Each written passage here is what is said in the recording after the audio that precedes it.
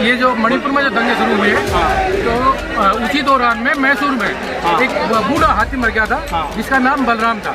उस हाथी के मरने पे प्रधानमंत्री की रिएक्शन आती है ट्विटर पे, और मणिपुर में जो लोग जो आपस में इन्होंने लड़ा दिए हैं और सैकड़ों लोग मर गए। तो कल मजबूरी में नरेंद्र मोदी ने अपना वक्तव्य दिया है और इतने लोग मर गए उनको कभी इन पे अफसोस नहीं हुआ, क्योंकि तमाम SC/ST के लोग हैं। महिलाओं को नंगा करके घुमा देना बीजेपी शासित राज्यों में, ये बहुत अत्याचार हुआ। बहुत मोदी दादा आप बताएं, आप बहुत सीनियर हैं, बहुत बुजुर्ग हैं, 80 प्लस हैं, आप क्यों यहाँ पर आए जंतर मंतर पर? मैं आया हूँ बेटे, IAS कैडर से रिटायर्ड हूँ माशाल्लाह। और ये सब बाबा साहब की बदौलत है। नहीं तो मेरे माँ बाप तो अनपढ़ कच्चे मकानों में रहते थे, तो तब तो कोई बदलाव नहीं था। जब बाबा साहब के बारे में हमें जानकारी मिली। आपके पीछे जो एक तरह से हुर्रे हो रहा है, क्या आप जोश देख रहे हैं ना समाज में नौजवानों के? देख रहे हैं, इस जोश को कायम रखो, जोश में होश कायम रखो, इस मोटिवेशन को बरकरार रखो। मैं ये कहता हूँ, मोदी जी से क्वेश्चन करता हूँ, मोदी जी दलित बेटियों के साथ ही जो बलात्कार हो रहे हैं, सवर्ण बेटियों के साथ क्यों नहीं हो रहे? तो ये तुम्हारी मानसिकता मनवादी मानसिकता, जब तक इस मानसिकता में चेंज नहीं आएगा कोई जल्दी परिवर्तन नहीं है। जो असली भारतीय है, जो असली बहुजन है, वो कभी भी इन मनुवादियों को वोट मत देना, नहीं तो ये अत्याचार करते रहेंगे। और अत्याचार देख रहे हो आप, 2014 कितना बहुजन समाज में बढ़ रहा है। मणिपुर देखो कैसे चल रहा है, कितने कांड कितने रैप हो रहे हैं। होंगे मैं 80+ हूँ। बहन जी का परिचय मैंने कराया था काशीराम जी से। उसी टाइम में बहन जी को रिक्शे में ले गया अपने घर बिठा के, लेकिन आज बहन जी सॉरी, अफसोस है वो मिशन नहीं चला रही, कमीशन चला रही है। दुख की बात है। ये लड़का आया है चंद्रशेखर, युवा साथी है, अच्छा रिस्पॉन्स दे रहा है, अच्छा लोग इसको रिस्पॉन्स दे रहे हैं, लेकिन अभी ये परीक्षा की घड़ी है, कहीं ये भी तो नहीं बिक जाएगा भविष्य में। हम मूलवासी इस देश के हैं, वही समझ सकता है जिसके पास उच्च शिक्षा हो, जिसने हिस्ट्री को जाना हो कि भाई ये देश तो हमारा था। हिंदुत्व का मतलब है हिंदूवाद, जातिवाद, धर्मवाद के नाम पे हमको बांट करके हमारा वोट ले जाते हैं। दादा बताएं, मायावती जी क्यों इतने खामोश हैं जबकि अत्याचार बढ़ता जा रहा है दलित समाज के ऊपर, माइनॉरिटी के ऊपर? देखिए बेटा, मैं एक सच्ची बात कहूँगा, मायावती ने काशीराम जी के नेतृत्व में बहुत संघर्ष किया और वो उनको चांस मिला, 3-4 बार चीफ मिनिस्टर बने, एक बार फुल फ्लेज चीफ मिनिस्टर बने, लेकिन वो ट्रैक से उतर गई। वो उसको मिशन को छोड़ के कमीशन में खो गई, वहीं से उनका पतन शुरू हो गया। अब ये चंद्रशेखर आए, हमें ये आशा की किरण नजर आ रही है, लेकिन ये तो भविष्य बताएगा कि चंद्रशेखर भी कितने खड़े उतरते हैं। क्या मायावती की लाइन? दादा ये बताएं, दलित समाज के ऊपर खासतौर पर आदिवासी समाज के थे मध्य प्रदेश, उनके मुंह पर पेशाब कर देना और मणिपुर में महिलाओं को नंगा घुमा देना, ये सारी चीज़ें तो बीजेपी शासित राज्यों में हो रहा है। तो एज ए बुजुर्ग होने के नाते आपके दिल में तो बहुत चोट लगी होगी, क्या हो रहा है हमारे देश? देखिए, ये सच्चाई है, कट सत्य है कि यहाँ पर जो अत्याचार हुए SC OB समाज के ऊपर ही हो रहे हैं। दुख हमें ये है कि OB समाज पढ़ा लिखा नहीं है, इक्का दुक्का पढ़े लिखे हैं, लेकिन उनको मोटिवेशन नहीं है, कोई जगाने वाला नहीं है। उसके समाज में ही लड़के पढ़ करके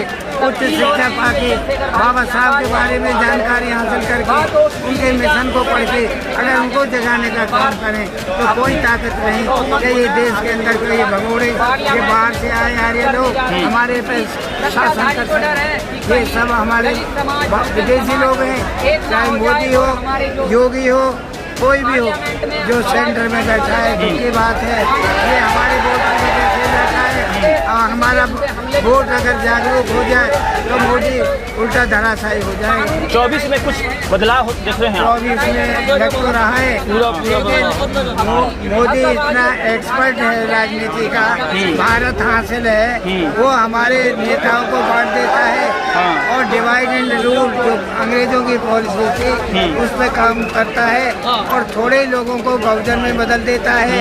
अब हमें उसको रोकना है कि आप भैया ये समाज जागरूक है, जागरूक होने के लिए शिक्षित बनो, संगठित बनो, संघर्ष करो। संघर्ष से पहले दो चीज आती हैं, पहले सबसे पहले शिक्षा का मूल मंत्र आता है। जब तक तुम पढ़ोगे लिखोगे नहीं, तुम्हें अपने इतिहास का ज्ञान नहीं होगा, बाप दादा के बारे में नहीं जानोगे, तो तुम इस सत्ता को नहीं बदल सकते। ये जो हवा निकल रही है सो कॉल्ड हिंदू राष्ट्र बनाएंगे, तो उसमें दलित और माइनॉरिटी मुस्लिम उनका क्या स्थान होगा? अगर बेटा ऐसा है कि दलित राष्ट्र या हिंदू राष्ट्र का मतलब है हिंदू जातिवाद और धर्मवाद। और जैसा कि मान्यवर ने कहा कि इन लोगों को इसमें उलझा के ये अंध भगत बना रहे हैं और वोट ले जाते हैं। किसी को पौवा देते हैं, किसी को अद्दा देते हैं, किसी को हलवा देते हैं, किसी को एक नोट। हमारा समाज बिक जाता है, बिकाऊ है। हमें चाहिए टिकाऊ समाज। टिकाऊ समाज जब ही होगा जब पढ़े लिखों में मिशनरी आदमी पैदा होंगे, बाबा साहब के मिशन में कमिटेड होंगे और इनको जगाने का काम करेंगे। जामिया वर्ल्ड, इंसाफ की आवाज़। चंद्रशेखर आज़ाद पर जो हमला हुआ था खास तौर पर सहारनपुर में, उसके बाद से पूरा हिंदुस्तान के अलग अलग कोने से तमाम जाति धर्म वर्ग के लोग आए हुए हैं। जिस तरह से सड़कों पर उतरकर तमाम गरीब मजलूमों की आवाज़ बनते चंद्रशेखर, इसी बीच से तमाम समुदाय के लोग आए हुए हैं और नौजवान मुस्लिम समाज से ओवरऑल क्या कहेंगे? आपने भी तो देखा है था ना कि 2019-20 में जो NRC CMPR के खिलाफ जो लड़ाई हुआ था, चंद्रशेखर ने एक तरह से जामा मस्जिद से आवाज़ बुलंद किया था, उसके बाद ये जेल भी गए थे। क्या आपको मालूम है कि इन्हें जो हमला हुआ उसके बाद इन्हें सुरक्षा मिलना चाहिए? आप चाहते हैं मिलना चाहिए सुरक्षा जी। क्या आपको लगता है कौन ऐसी ताकत है जो एक तरह से इन जैसे जो गरीबों का मजलूमों का एक तरह से बात उठाते हैं करते हैं, इन पर हमला करना चाहते? कौन ऐसे लोग हो सकते हैं आपको नजर में? ये मनुवादी लोग हैं। मनुवादी लोग। तो ये आप नहीं चाहते, इधर आइए। हाँ, ये नहीं चाहते कि किसी गरीब का लड़का ऊपर जाए इनसे। इनकी आज जितना बहुजन समाज खड़ा है वो आंख में आंख डाल के इनसे बात करता है तो इन्हें जलन होती है। और चंद्रशेखर भाई जो भी कोई कांड होता है, किसी के साथ गरीब की लड़की का रेप होता है, जब भी जाते हैं तो इन्हें जलन होती है क्या कि ये पक्षपात करता है। लेकिन चंद्रशेखर भाई को सुरक्षा मिलनी चाहिए, नहीं तो अब की बार तो दिल्ली जाम हुई, अब की बार पूरा भारत जाम करेंगे। 2018 भूल लेनी, 2 अप्रैल। ओके, देखिए जैसे कि आप हर समाज के लोग यहाँ पर आए हैं, पर महाप्रदर्शन जो धारणा कर सकते हैं हो रहा है, क्या कहेंगे? जो समाज जो असली भारत यही न है कि सब समाज के मिलकर रहते हैं। जो असली भारतीय है, जो असली बहुजन है, वो कभी भी इन मनुवादियों को वोट मत देना, नहीं तो ये अत्याचार करते रहेंगे। और अत्याचार देख रहे हो आप 2014 कितना बहुजन समाज में बढ़ रहा है। मणिपुर देखो कैसे चल रहा है, कितने कांड कितने रैप हो रहे हैं। कह रहे हैं कि ये सिर्फ दिमाग इन्होंने ऐसा घुमा रखा बहुजन समाज का कि ये हिंदू राष्ट्र बन जाए। भाई हिंदू राष्ट्र तो पहले ही है, बताओ कौन सा मुसलमान यहाँ पे वो कर रहा। लेकिन ये दिमाग घुमा रहे, ये वोट के चक्कर में इसे मनुस्मृति लागू करना चाहते हैं जो पहले थी। लेकिन हम युवा इसे होने नहीं देने के, चाहे कुछ भी हो जाए, गर्दन कट जाए हमारी। बस भाई साहब देखिए क्या कहेंगे? नौजवान एक तरह से समझ गए, आप बड़े दादा बुजुर्ग हैं, आपने तो देखा होगा ऐसा प्यारा भारत में इस तरह से महिलाओं के साथ चिरहरण नहीं होता था, नंगा नहीं घुमाया जाता। बड़ा अफसोस हुआ होगा दादा, आपने देखा होगा मणिपुर वाला बात। ये जो बीजेपी है ना, ये गुंडागर्दी अच्छी लगती है। ये इनके गुलाम है, गुंडागर्दी के गुलाम है, इनकी गलती है। ये शुरू से ऐसे करते आए हैं, करते रहेंगे। ये तो हटाने में फायदा है, ये तो ऐसा ही भावना बदल चुकी है। तो आपने मणिपुर का जो वीडियो सुना है या देखा होगा तो बड़ा अफसोस लगा होगा। उसी वजह से कह रहा हूँ मैं, ऐसे होता है ये कोई ना कोई चाल है इनकी लोगों की। मणिपुर के ऊपर मैं एक बात कहना चाहता हूँ कि ये जो मणिपुर में जो दंगे शुरू हुए तो उसी दौरान में मैसूर में एक बूढ़ा हाथी मर गया था जिसका नाम बलराम था। उस हाथी के मरने पे प्रधानमंत्री की रिएक्शन आती है ट्विटर पे, और मणिपुर में जो लोग जो आपस में इन्होंने लड़ा दिए हैं और सैकड़ों लोग मर गए, तो कल मजबूरी में नरेंद्र मोदी ने अपना वक्तव्य दिया है और इतने लोग मर गए उनको कभी इन पे अफसोस नहीं हुआ, क्योंकि तमाम SC/ST के लोग हैं। महिलाओं को नंगा करके घुमा देना बीजेपी शासित राज्यों में ये बहुत अत्याचार हुआ, बहुत ये शर्मनाक है। दादा आप तो लगभग 80+ होंगे। मैं 80+ हूँ। हाँ। बहन जी का परिचय मैंने कराया था काशीराम जी से। किसी टाइम में बहन जी को रिक्शे में ले गया अपने घर बिठा के, लेकिन आज बहन जी सॉरी अफसोस है वो मिशन नहीं चला रही, कमीशन चला रही है। दुख की बात है। ये लड़का आया है चंद्रशेखर युवा साथी है, अच्छा रिस्पॉन्स दे रहा है, अच्छा लोग इसको रिस्पॉन्स दे रहे हैं, लेकिन अभी ये परीक्षा की घड़ी है, कहीं ये भी तो नहीं बिक जाएगा भविष्य में। हम मूलवासी इस देश के हैं, वही समझ सकता है जिसके पास उच्च शिक्षा हो, जिसने हिस्ट्री को जाना हो कि भाई ये देश तो हमारा था। हिंदुत्व का मतलब है हिंदूवाद, जातिवाद, धर्मवाद के नाम पे हमको बांट करके हमारा वोट ले जाते हैं।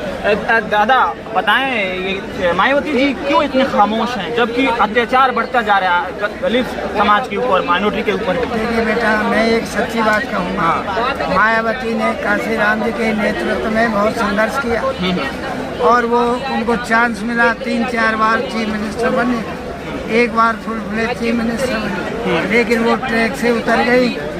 वो उसको मिशन को छोड़ के कमीशन में खो गई, वहीं से उनका पतन शुरू हो गया। अब ये चंद्रशेखर आए हैं, हमें ये आशा की किरण नजर आ रही है, लेकिन ये तो भविष्य बताएगा कि चंद्रशेखर भी कितने खरे उतरते हैं। क्या मायावती की लाइन?